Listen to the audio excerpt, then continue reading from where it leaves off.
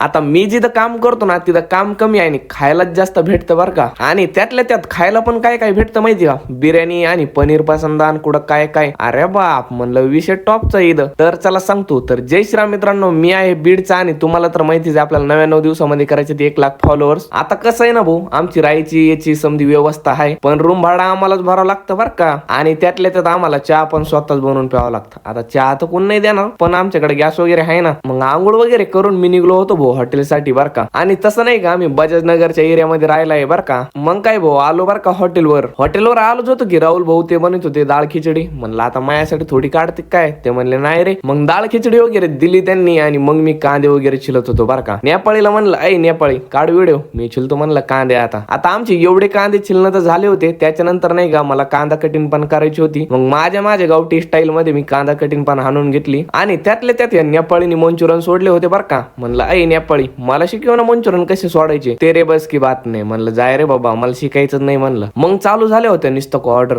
आता कोणत्या ऑर्डर होत्या भाज्याचं नाव सगळं माहिती नाही यायला, म्हणलं जगूनच काही फायदा नाही. आणि तसं मी रोटीवर पण काम करतो आणि इकडे तिकडे पळत राहतो बरं का. मग या आगमी चिंगारीसाठी मी तापायला ठेवलं होतं आणि त्यातल्या त्यात तिकडे राईस पण लावलं होतं. मग बिर्याणीची ऑर्डर आली आणि इथं हॉटेलची एक स्पेशल डिश आहे तिची पण ऑर्डर आली आणि पनीर टिक्का वगैरे भरपूर काही आलं. तोपर्यंत आपल्याला फटाफट फॉलो करून घ्या बरं का.